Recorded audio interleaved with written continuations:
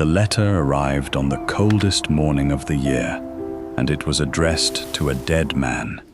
Beatrice Ashby found it on the mat when she came down to light the kitchen fire, which she did herself now, because there was no one left to do it. The paper was heavy and good, the kind of paper that costs money, and it was sealed with black wax bearing a crest she did not recognize, and it was addressed to Mr. Edward Ashby, Esquire, of Thornley, who had been her father and who had been dead for 6 weeks.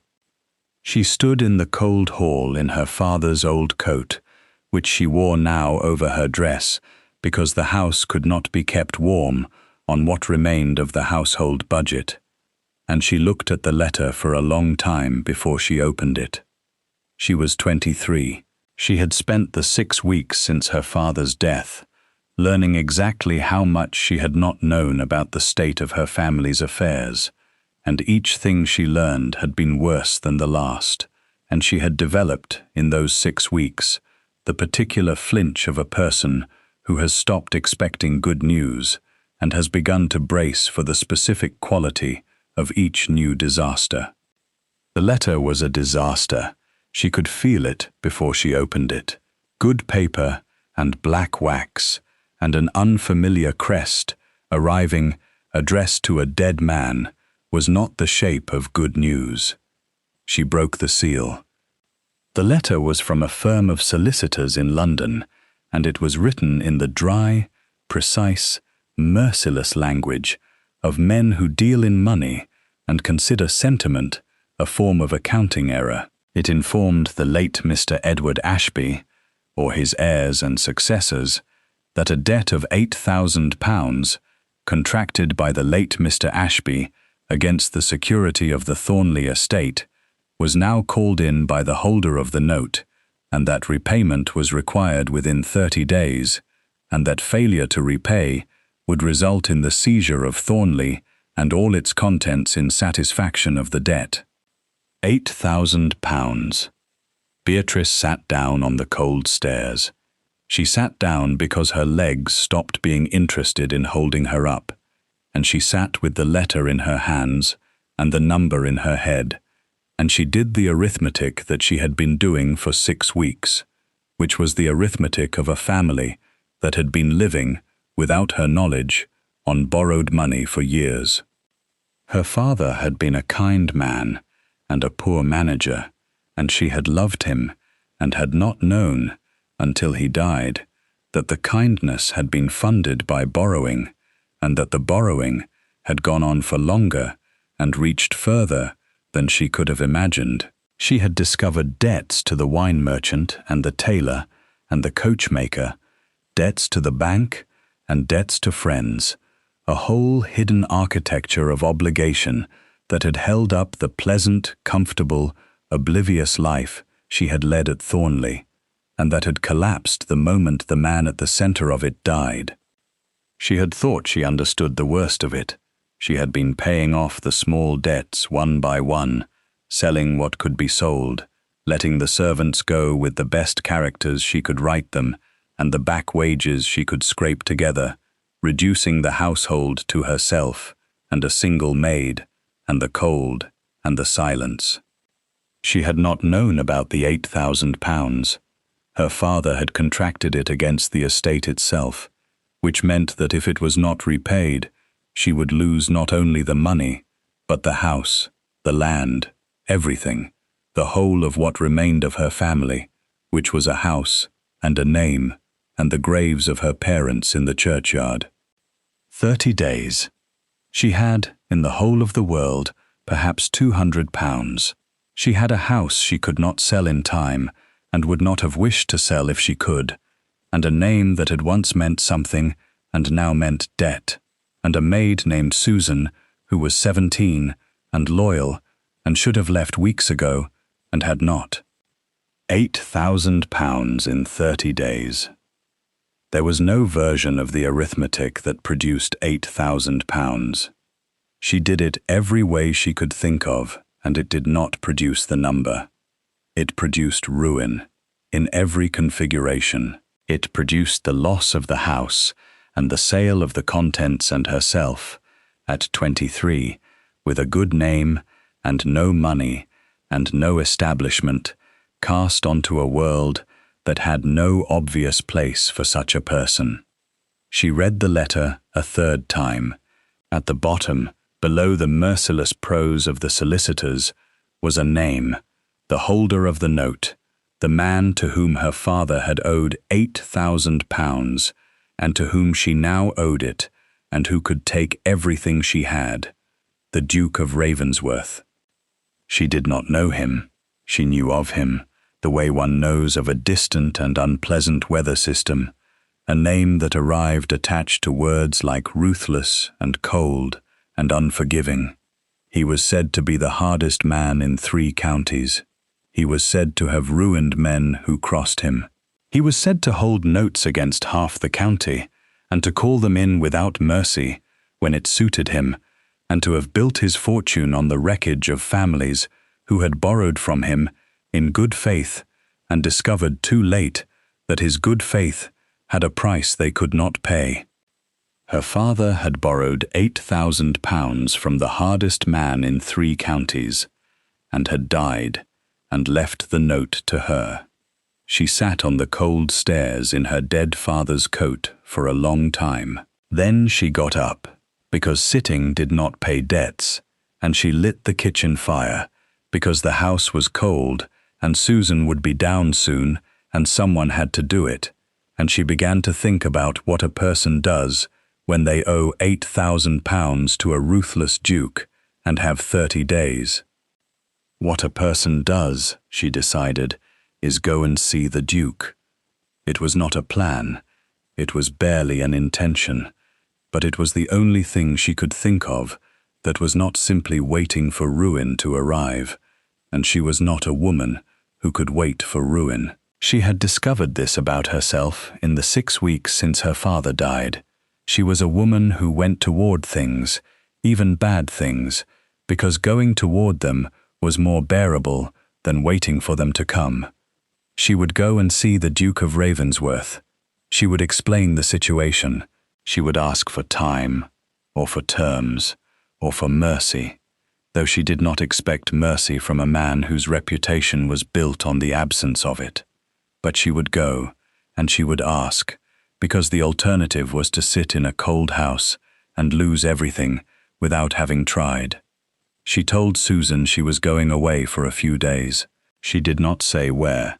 She took the coach as far as it would go, and then hired a gig for the last stretch, spending money she could not spare, and she arrived at Ravensworth Hall on a grey afternoon 2 days later, cold and tired, and entirely without a strategy, beyond the strategy of showing up. Ravensworth Hall was enormous. It was the kind of house that is built to intimidate, and it succeeded. It stood on a rise above a valley that it appeared to own entirely, and it was grey stone and hard lines and 100 windows that caught the flat afternoon light like so many watching eyes, and Beatrice stood in front of it, in her travelling clothes, and felt exactly as small as the house was designed to make her feel. She went to the door anyway. She had come this far. She was not going to be turned back by architecture. The door was opened by a butler so correct and so cold that he might have been carved from the same stone as the house. She gave her name. She asked to see the Duke. The butler looked at her with the particular blankness of a servant who has been trained to keep the world away from his master and is very good at it, and he told her that the Duke did not receive callers without appointment. I do not have an appointment, Beatrice said. I have a letter. Your master holds a note against my family's estate for £8,000, and it is called in, and I have 30 days, and I have come to speak to him about it, because I do not know what else to do. The butler's expression did not change, but something in the air changed, the way it changes when a true thing is said in a place where true things are not usually said. and the butler looked at her for a moment longer than his training would ordinarily have allowed. "Wait here," he said. She waited. She waited in a hall that was larger than the whole ground floor of Thornley and colder than the outside, and she stood very straight in her traveling clothes and looked at the portraits on the walls, which were of hard-faced men and women who had presumably built the fortune that her father had borrowed against, and she waited for the ruthless Duke of Ravensworth to decide whether to see her. He decided to see her. The butler returned and led her through the cold house to a study, and the study was warm, which surprised her, the first warm room she had entered in what felt like weeks, and there was a fire and a great desk, and behind the desk a man. He was younger than she had expected. That was the first surprise. She had built a picture of the ruthless Duke, and the picture was of an old man, grey and hard and cruel, and the man behind the desk was perhaps 32, dark-haired, with a lean, severe face and eyes that were a pale grey, almost silver, and that looked at her with an attention so complete and so cold that she nearly took a step back. He did not stand when she came in. This was, she understood, a deliberate discourtesy, a way of establishing from the first moment that she was a supplicant, and he was not obliged to observe the forms with supplicants. "Miss Ashby," he said. His voice was low and even and entirely without warmth. "You have come about the note." "I have. You are aware that it is called in, that the terms are clear, that your father contracted the debt against the estate, and the estate is forfeit if the debt is not paid. I am aware of all of it. I read the letter. Then you are aware that there is nothing to discuss. The debt is legal. The note is valid. Your father borrowed the money, and the money is owed, and I intend to collect it, in coin or in the estate, as the terms provide." He looked at her with the pale, cold eyes. "I do not know why you have come." "I have come," Beatrice said, "because I did not think it was possible to owe a man £8,000 and simply lose everything I have without ever having spoken to him. It seemed," she searched for the word, "it seemed indecent to be ruined by a stranger. I wanted at least to have looked at the person who was going to take my home." Something flickered in the pale eyes, not warmth, but something. "You have looked," he said. "Is the experience what you hoped?" "I did not hope for anything. I came to look and to ask." "I have looked. Now I will ask." "Ask." "I cannot pay £8,000 in 30 days. I do not have £8,000. I have perhaps 200, and a house I cannot sell in time, and a name that used to mean something. I am asking for terms, time, a schedule of payments, anything that is not the immediate loss of everything, which I cannot prevent and cannot survive." He was quiet for a moment. He looked at her with the complete, cold attention, the attention of a man assessing a thing for its value. "Why should I give you terms?" he said. "The note is called in. I am within my rights to take the estate. Terms would cost me money and gain me nothing. You are asking me to act against my own interest, out of pity for a stranger. I am not known for pity. You will have heard that. I have heard that. I did not come expecting pity. I came expecting exactly this conversation, but I came anyway, because a woman who is going to lose everything might as well ask, in case the man who is taking it turns out to be less ruthless than his reputation." "He does not," the Duke said. "No," Beatrice said. "I see that." She stood in the warm study and looked at the cold man and understood that she had failed, that there was nothing here, that she had spent money she could not spare to travel 2 days to be told what the letter had already told her, which was that she was ruined.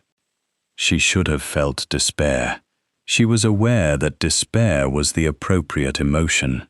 But she was too tired for despair, and too angry, and the anger was cleaner than despair, and easier to hold. "Then I will not waste more of your time," she said, "or mine. You have told me what I already knew. I will go home and prepare to lose my house. Thank you for seeing me. It was more than I expected." She turned to go. "Miss Ashby." She stopped. "Sit down," the Duke said. "You did not offer me a seat when I came in." I assumed the omission was intentional. It was. "I am withdrawing it." He gestured at the chair before the desk. "Sit down. There is a thing I wish to say, and I would rather not say it to a woman who is halfway out the door." She sat down. She did not know why. She sat down, and she looked at the ruthless Duke of Ravensworth across his great desk, and she waited to find out what a ruthless man says to a woman he is about to ruin. We'll take a very short break. If you don't want to miss new stories, please subscribe to the channel. He did not speak immediately. He looked at her for a long moment, the pale eyes moving over her face with an attention she could not read. And then he stood, finally, and went to the window and looked out at the valley that his house appeared to own. "I am going to make you a proposal," he said, "and you are going to find it insulting, and I am going to ask you to hear the whole of it before you respond, because the insult and the offer are bound together and cannot be separated. I am listening. I am 32 years old and I am not married. This is a problem, not for me. I am content unmarried, but I have a title and an estate and a name that requires an heir, and I have a mother who reminds me of this at every opportunity, and I have a situation, which is that I am the hardest man in 3 counties, by reputation and by fact, and no woman of sense wishes to marry me, and the women who do wish to marry me wish to marry the fortune and the title and not the man, and I find them tedious, and they find me frightening, and the whole business of finding a wife has become an exercise I have avoided for a decade." He turned from the window. "You came here," he said, "and you looked me in the eye, and you told me the truth without softening it, and you did not flatter me, or flinch from me, or attempt to charm me out of the debt. You said you came to look at the person who was going to ruin you, because it seemed indecent to be ruined by a stranger. That is the most honest thing anyone has said to me in this house in 10 years. Beatrice sat very still. "I am going to make you an offer," he said. "You owe me £8,000. You cannot pay it. The estate is forfeit, and you will be ruined. I can prevent that. I can cancel the note entire and settle a sum on you besides, enough to keep Thornley in good order and to remove you forever from the kind of poverty that killed your father, as surely as anything did." He paused. "In exchange, I want you to marry me." The fire ticked. The valley lay grey beyond the window. "You want me to marry you," Beatrice repeated. "I want a wife who will tell me the truth. You are the first candidate I have encountered in 10 years. The debt is the mechanism, not the reason. I am not buying you. I am offering you an exchange in which both parties receive something they need. You need to not be ruined. I need a wife who is not a liar or a flatterer or a fortune hunter, and you have demonstrated in the space of 10 minutes that you are none of those things. You are offering to buy me with my own family's debt. I told you that you would find it insulting. I asked you to hear the whole of it." He came back to the desk and sat down, and the pale eyes held hers. "I am not a romantic man, Miss Ashby. I am not going to pretend that this is a love match or that I have been struck by tender feeling. I have been struck by the fact that you are honest, which is a quality I have found nowhere else and value above almost everything, and I am proposing a marriage of arrangement in which honesty is the foundation, because a marriage founded on honesty between two clear-eyed people is, in my observation, more durable than a marriage founded on feeling, which fades, or on advantage, which shifts. And if I say no, then the note stands and you lose the estate and I have lost nothing, because I did not have you before I asked, and I will not have you after. The offer costs me nothing to make. Your refusal costs me nothing to accept. That is the honest position, and I am stating it honestly, because I am asking you to enter a marriage founded on honesty, and it would be absurd to begin it with a lie about the stakes. Beatrice looked at him. She looked at the ruthless Duke of Ravensworth, who had just offered to cancel a debt that would ruin her in exchange for a marriage, and who had described the whole transaction with a coldness so complete that it circled around, somehow, into a kind of terrible respect, because he was not lying to her, not about any part of it, not to make it more palatable or to make himself more sympathetic. You would cancel the debt entirely, she said, and settle a sum on me besides. Yes, the marriage settlement would be substantial, and it would be in your name, and it would be yours, regardless of what became of the marriage afterward. I am not offering to keep you dependent. I am offering to make you secure. A dependent wife is a liability. A secure wife is a partner. I would rather have a partner. You have thought about this. I have thought about it since you said that being ruined by a stranger seemed indecent. That was the moment. Most people, in your position, would have begged or flattered or wept. You were angry, and you were honest, and you were clean about it, and I thought, there she is, the one I have been unable to find for 10 years, standing in my study, owing me £8,000. He almost smiled, though it did not reach the pale eyes. It is not a story I would have written, but I did not write it. I am only recognizing it. Beatrice sat in the warm study and thought about the cold house at Thornley, and the maid named Susan, who should have left weeks ago, and the graves of her parents in the churchyard, and the £8,000 that no configuration of arithmetic could produce. She thought about a marriage to a man she had known for 15 minutes, a ruthless man, a hard man, who had offered her security and honesty and nothing else, no love, no tenderness, no pretense of either. She thought about how strange it was that she was considering it, and how much stranger it was that the thing tipping her toward consideration was the very ruthlessness she had come dreading, because the ruthlessness had turned out to be, at bottom, a refusal to lie, and a refusal to lie was, she was discovering, a quality she had not known she valued until it was offered to her across a desk by the hardest man in 3 counties. I have a condition, she said. Something shifted in his face. Name it. You have offered me honesty as the foundation. I accept that, but honesty runs in both directions, or it is not a foundation, it is a demand. If I am to tell you the truth, you must tell me the truth. Not only the convenient truths, all of them. If I am to be a wife who does not flatter you, you must be a husband who does not conceal from me. That is my condition. A marriage of 2 honest people, or nothing. The Duke of Ravensworth looked at her for a long moment. That, he said, is a harder condition than you know.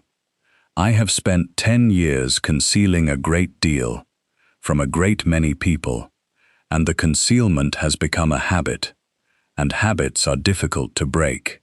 He paused. But it is the correct condition. It is the only condition that makes the arrangement worth making. Yes, I accept it. Honesty in both directions or nothing. Then I have a second condition. You are negotiating hard for a woman who owes me £8,000. I am negotiating as though I have something to offer, because you have just told me that I do. You want an honest wife.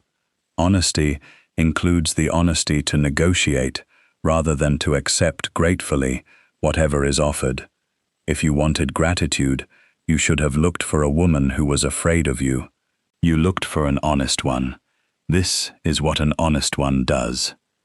And now he did smile, and it did reach the pale eyes, and it transformed his severe face into something that was still hard, but was no longer cold, the way winter stone is hard, but is not cold when the sun is on it. Name your second condition, he said. You will tell me, before I agree to anything, why you are the hardest man in 3 counties. Not the reputation, the reason. A man does not become ruthless for no reason. I want to know the reason before I marry it. The smile faded, not into coldness, into something more careful. You are asking me for the truth I conceal the most. I am asking you to begin the honest marriage honestly. If you cannot tell me this, then you cannot keep my first condition. And if you cannot keep my first condition, then there is no arrangement to make. He was quiet for a long time. The fire ticked. The valley lay grey beyond the window. My father, he said at last, was a kind man and a poor manager, like yours. Beatrice went very still.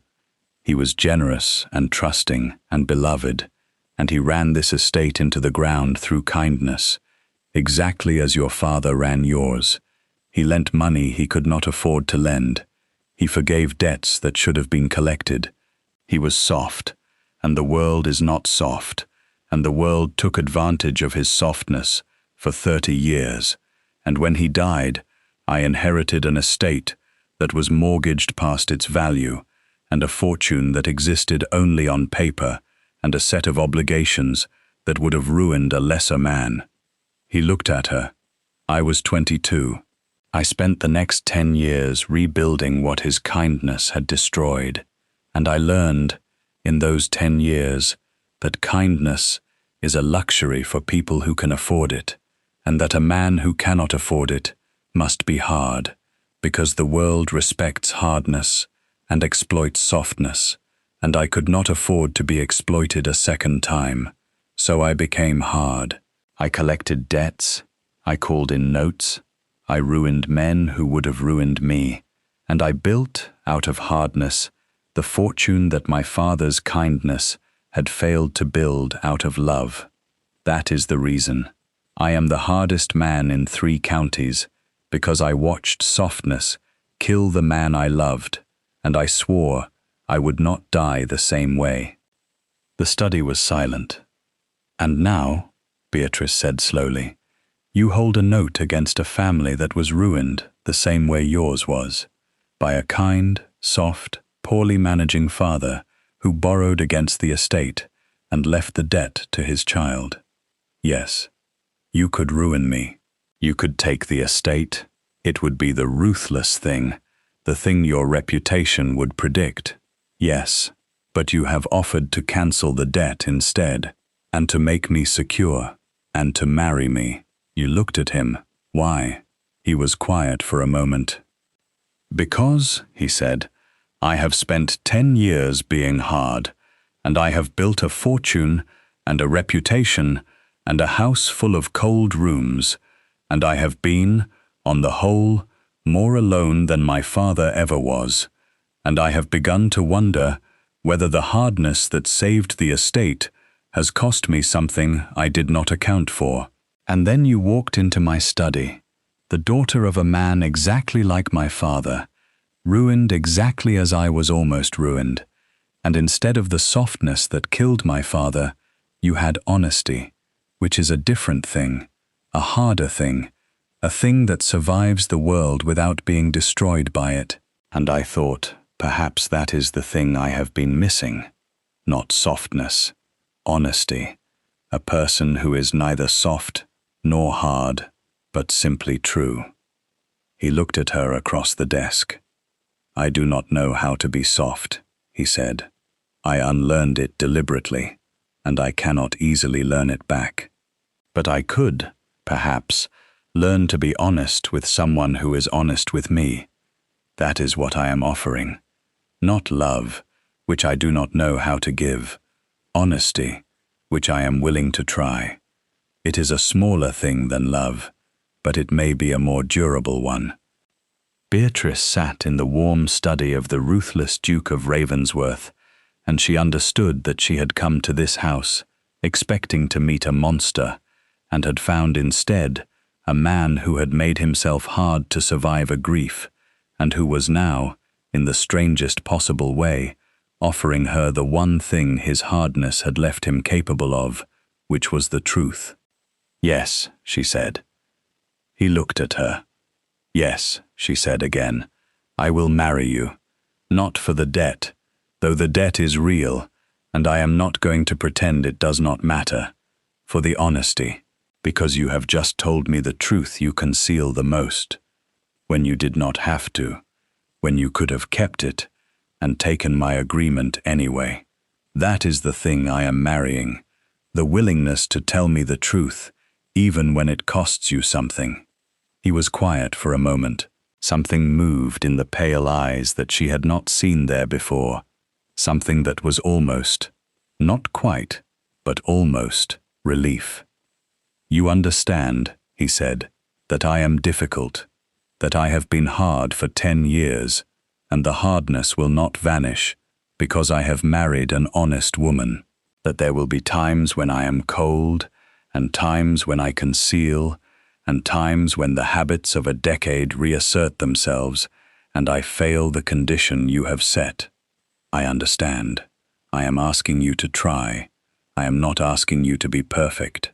I am asking you to try, and to let me tell you when you have failed, and to hear it when I do. That is all honesty requires, not perfection, the willingness to be corrected. You will correct me." "Constantly," she said. "It is one of my qualities. My father found it trying." And the Duke of Ravensworth, the hardest man in 3 counties, laughed. It was a short, surprised sound, the sound of a man who has not laughed in a long time and has forgotten the shape of it, and it changed his whole face, and Beatrice thought that a man who could still laugh, after 10 years of deliberate hardness, was a man who had not entirely succeeded in making himself into stone, and that the incomplete success was the most hopeful thing about him.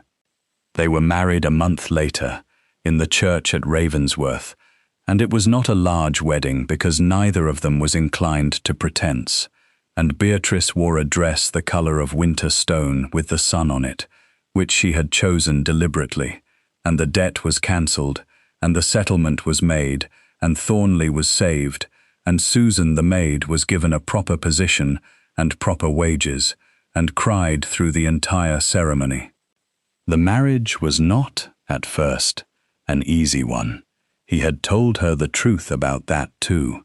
He was hard, and the hardness did not vanish, and there were weeks in the first year when he retreated into the cold habits of a decade and concealed things, and went silent, and became, again, the ruthless duke of his reputation. But she had her condition, and she used it. When he concealed, she named the concealment. When he went cold, she told him he had gone cold. When the habits of a decade reasserted themselves, she reasserted the condition, plainly and without drama, and he heard it, because he had promised to hear it, and hearing it, he came back, a little further, each time, from the stone he had made of himself. It was slow work. Honesty between 2 people who have both learned to protect themselves is always slow work. But it was durable, exactly as he had predicted, more durable than softness would have been, because it was built on truth, and truth does not fade the way feeling fades, or shift the way advantage shifts. She learned over years that the hardness had been a wall around a grief, and that behind the wall was a man who had loved his father and watched the world destroy him and had never let himself grieve it, because grief was soft and softness was dangerous. She helped him grieve it, eventually, not by softening him, but by being honest with him, by telling him the truth about his father, which was that the man had been kind and beloved and poorly suited to a hard world, and that his kindness had been both his ruin and the best thing about him, and that his son had inherited the best thing and buried it under the fear of the ruin, and that it was still there, under the stone, waiting to be let out. He let it out, slowly, over years, in the honest marriage he had proposed as an arrangement, and discovered, to his considerable surprise, was becoming something he had not been able to name when he proposed it, and could not now imagine living without. Their first child was a girl. He held her the way he had once, she learned, held a foal he had delivered, which was to say, with a tenderness so complete and so unexpected that it undid something in Beatrice to watch it. The hard man holding the small child, the stone with the sun on it, warm after all, warm underneath, warm where it had always been if anyone had known to look. She had come to Ravensworth expecting to be ruined by a stranger. She had found instead a man who had been ruined already, in his own way, and had rebuilt himself out of hardness, and had offered her, across a desk, the one thing his hardness had left him able to give, which was the truth. The truth had turned out to be enough. It had turned out to be more than enough. It had turned out to be the foundation of a life, durable and clear and warm underneath the stone, which was where, she came to understand, the warmth had been all along, in both of them, waiting for someone honest enough to find it. Thank you for listening to the story all the way to the end. Please tell us which city you're watching from and what the story made you feel. Don't forget to subscribe so you won't miss new stories.